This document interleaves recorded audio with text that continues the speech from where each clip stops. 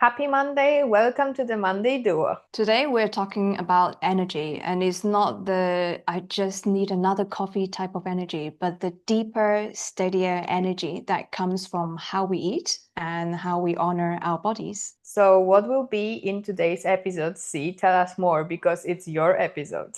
So it'll be in two parts. The first will be what is energy really? The science and Eastern concept of prana, the Western concept of blood sugar, why it spike you, why it crashes, and why you crave for certain food. So, if you are looking for practical ways to eat for steady energy and grounded prana, and what this means for your everyday food choices, this episode is for you. It's really to help you understand your body so you can make kind of decision that supports your energy, your mood, and your nervous system. So So, let's let's start go, with let's go, let's go. Let's tell us more. Let's start with the word energy. And I want to start with a habit of mine, and obviously a habit for a lot of the people, which is drinking coffee.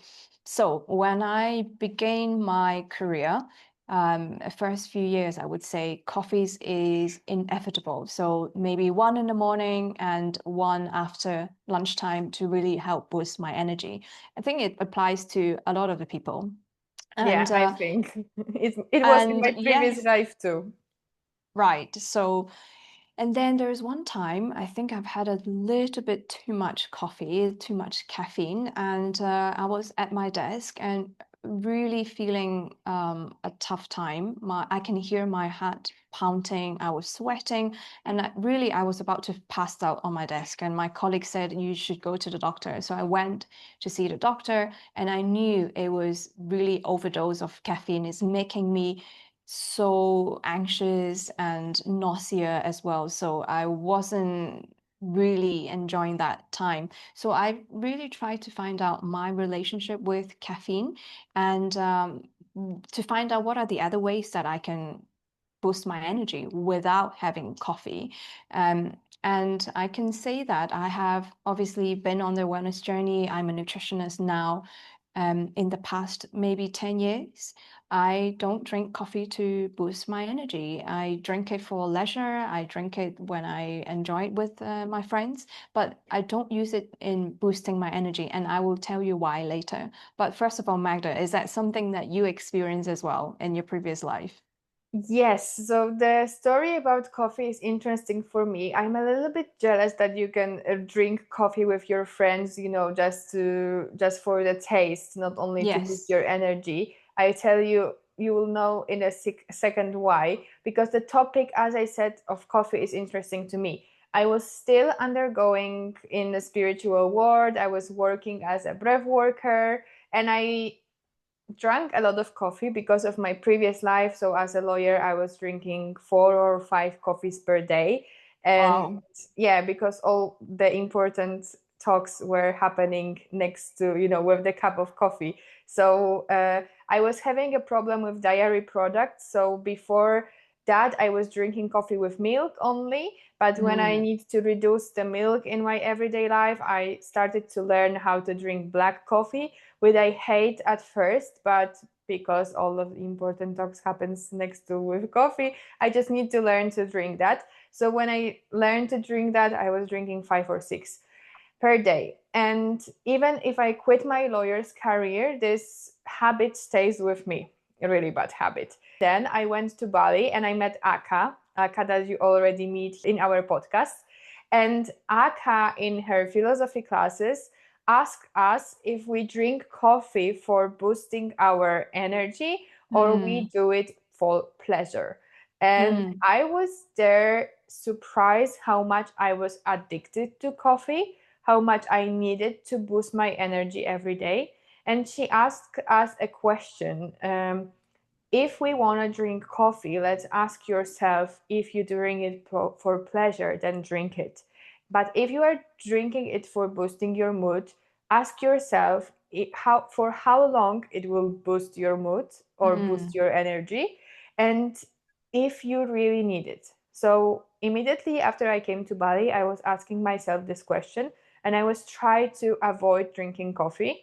This is how I stopped drinking coffee, and it's more than 2.5 years when I'm not drinking coffee at all. Because in this 2.5 periods of time, I sometimes try, a sip of coffee from my friend's cup. And it happens that coffee right now boosts my energy so much that I can sleep. So even the smell of coffee, like, when sometime and when I'm in the cafe and there's like a smell of fresh coffee, I already have this energy boost much than Mm, I supposed to have. So right now I can't drink coffee for pressure, that's and good. I'm not drinking coffee for, the energy boost, because I don't need it.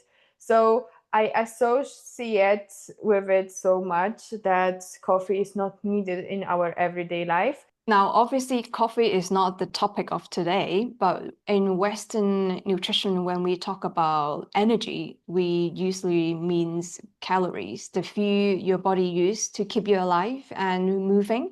For that perspective, what you eat, it's broken down into glucose, fatty acid, amino acid, and used by your cells to produce ATP, which is your cell's currency of energy. But if you've done yoga, meditation, or breath work, or even qigong, you've also heard of prana or qi, right? Yes, prana is often described as a life force, the subtle energy that flows through body, carries by the breath, the blood, the nervous system.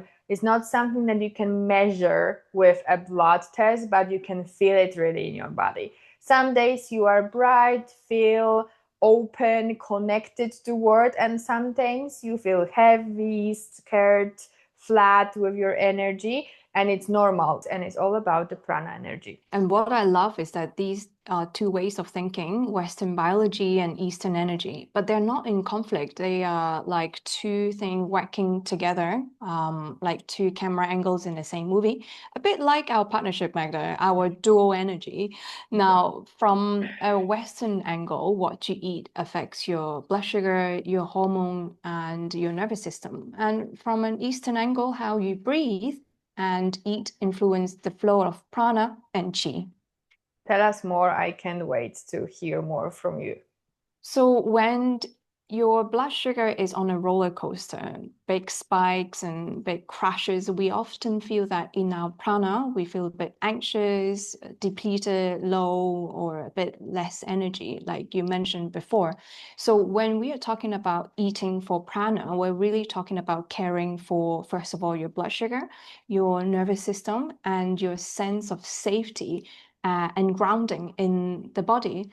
Like you've said it before, and like me, you realize it's not about your character, but it's about your unstable blood sugar and sometimes unregulated nervous system that makes us tired, that makes us really weak, even we had a coffee. So when your blood sugar is unstable, it's harder to assess prana. So you feel reactive and disconnected from your body. And when your blood sugar is more stable, your prana practices like breath work or your yoga practice land deeper. Your system has the basic fuel to receive them. Let's unpack blood sugar in simple terms for me and for other people. Okay.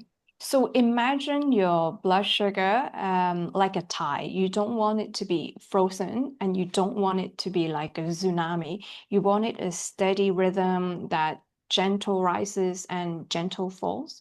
So when you eat, say, carbohydrates like rice, your noodles, your bread, fruits, or some sweets, your body breaks them down into glucose, which enters your bloodstream. Your pancreas releases insulin to help move that glucose into your cells so you can use it for energy. Now, in an ideal world, you first eat, your blood sugar rises moderately, insulin does its job, blood sugar gently comes back down, then you feel steady, you feel focused, you feel satisfied. But in real life, many of us are living on spikes and crashes. Like I said, you even have your coffee, but you still feel tired. What is the reason? I'll explain a bit more. But Magda, do you skip breakfast at some point of your time? Yes, I skip breakfast in my legal career. I'm not doing it right now because I know how important it is to eat your breakfast in a correct time Way. and on a correct Yes. way and in a correct time, of course. That's true. Yes. I mean, I'm sure some of us skip breakfast or you have a pastry and a coffee because it's a quick way to have breakfast. I understand that.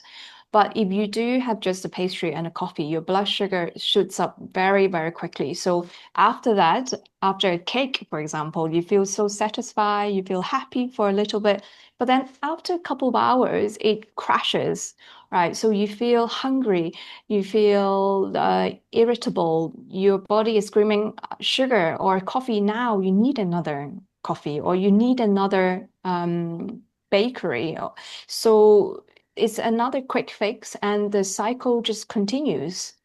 And this is why we not supposed to eat sweet breakfast because it puts our sugar up. I've learned that Exactly. in my Ayurvedic journey because I really like to have some omelette with some fruits and some, honey or something with it. And the Ayurvedic teacher said, no, you're not supposed to eat sweet things in the morning because it puts your sugar up and then you are craving for more.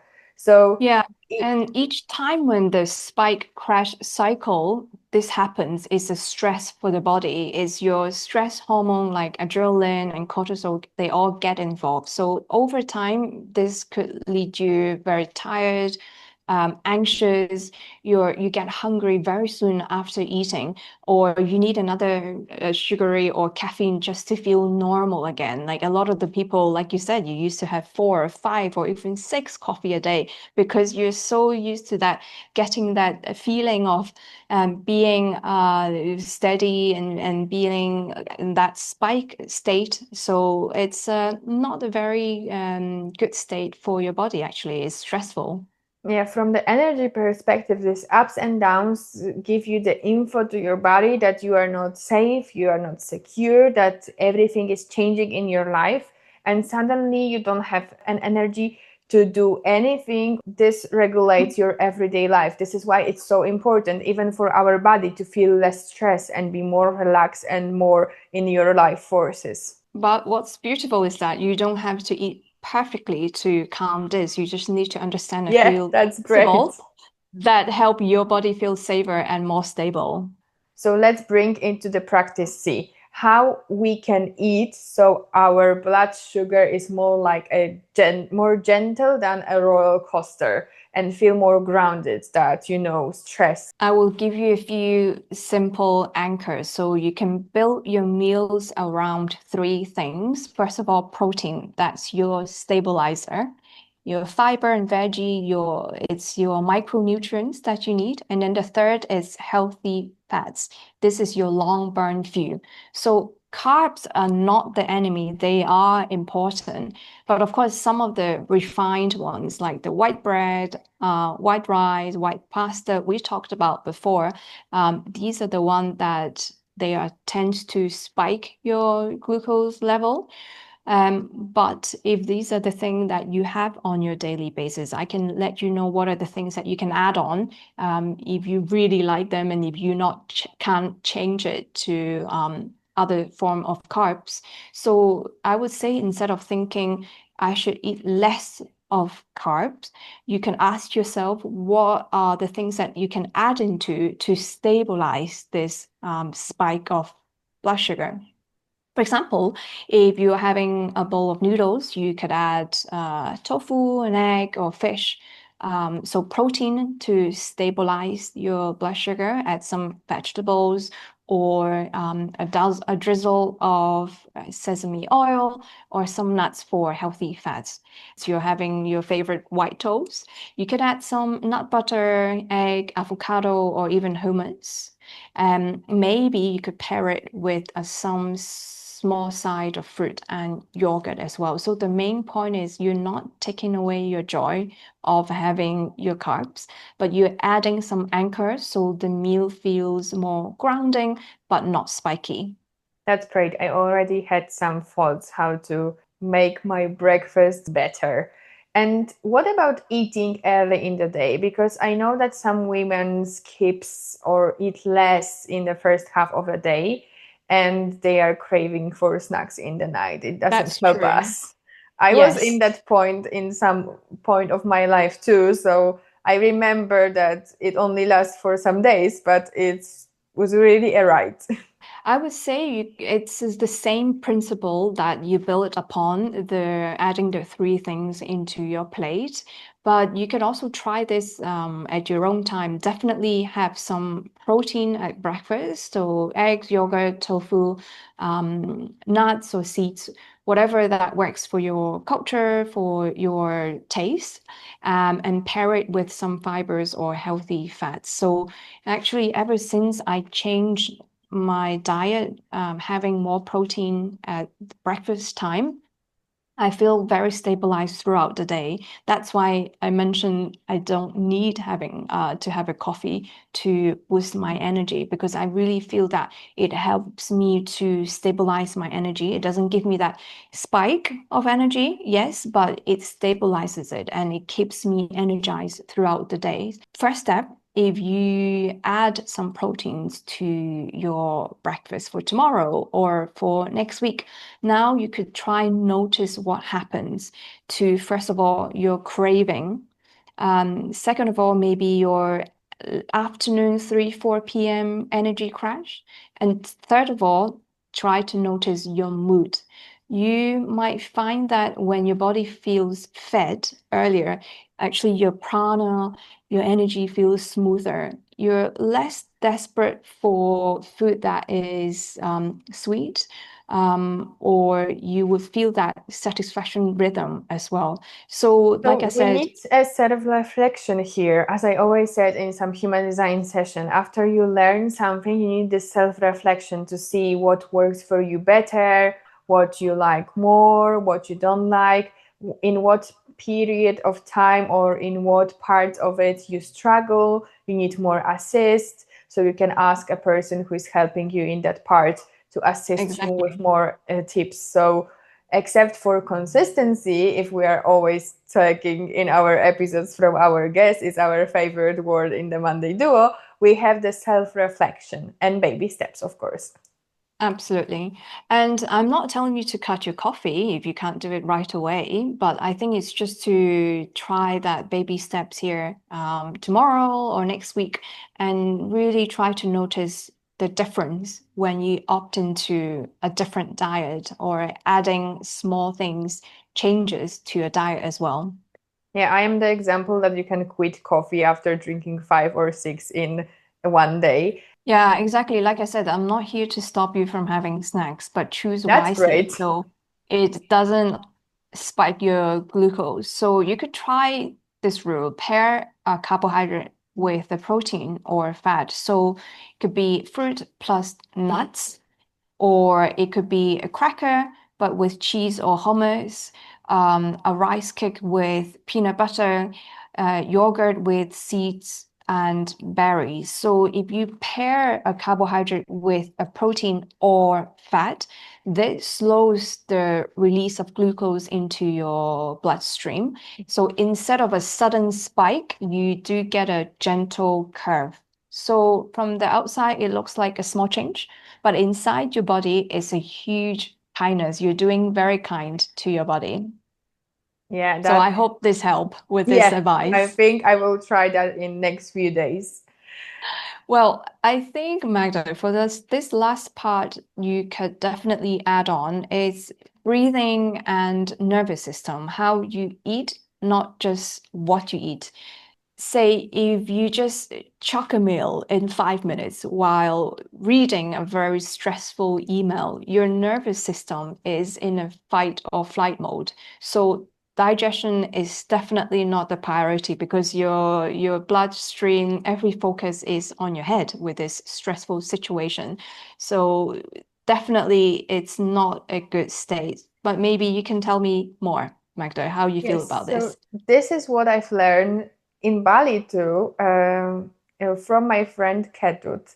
Ketut is a tour guide in Bali, and he, when we were eating meals together, he was always like saying, why you are eating so fast? Why you are just like rushing through it? We have plenty of time. We will see everything you want to see. We will have time for conversations. We don't need to rush. And then I understand here in Europe, I think all around the world, but especially, in a fast-paced life, we eat Yes. really fast and we eat our emotions. So whenever we are nervous or stressed, we just eat quickly and go to other Mm. stuff. And we don't understand how important it is to eat in a good mood. So we will digest better, we will feel better, and it will energize us for the whole day. So before you eat, try to first absorb your feelings. So don't eat when you are stressed. And I know it's hard in everyday life, especially in the lunchtime when we are between work hours. But Yeah. as I said in the breath work episode, you can sit for 3-5 minutes in a position of power, feet on the ground, straight back, and 9 degrees angles on your knees. You will feel grounded, secure, and this is the space when you can feel your emotions. Okay, I feel stressed, I feel nervous, I feel sad, maybe, I feel happy, or whatever you feel. Try to feel your emotions and then try to give yourself a few breaths just to relax and just slow down so you can enjoy this meal. Really feel the taste of the food, feel the smell, really enjoy what is there, because I think we more use food as a mechanical, it just needs to give us the energy, it needs to give us going. But I started to have every meal as a ritual. So I eat slower, I give myself a time, I give myself a grace. I try to, be more present and just be with Mm. my meal for a while. So then I feel much more safe. I allow myself to receive and enjoy every meal. Yeah, and it doesn't take so much time. It's just a couple of minutes before you start your meal, and your body will thank you after that, I'm sure. And apart from what Magda shared, there's practical tips that you can take away. I also encourage you all to try other practical experience for the next few days. So either at your next breakfast or lunch, you can add one source of protein or one source of healthy fat to it, and take 3 breaths or a couple of breaths, or if you have more time, take a minute or two before you eat. Then once you get into this practice, you can then notice that do you feel less shaky between meals? Do you feel more stable? Is your brain a bit clearer in the afternoon? And how is your mood as well? I think it's a good chance for you to start noticing how you feel after you put in some of these little change. So I think to wrap up the session today, and really it's a food for thoughts for all of our audience here. Um, Instead of asking yourself, what do I need to cut from my current diet? You maybe can also think about what can I add that will support my energy and my prana. So I leave you to think about that. Yeah, I think it's much less stress for our body, because if we need to cut something, it feels that we are missing something. If we're thinking about adding something, it's like we receive something. So it will be easier for our brain, for our body to absorb it. And if you like to have part two, when she will be talking about blood sugar and women's hormones and cycle, let us know in the comments. So don't forget to subscribe and comment. Tell us what you think about this episode, and we will see you next Monday. Bye!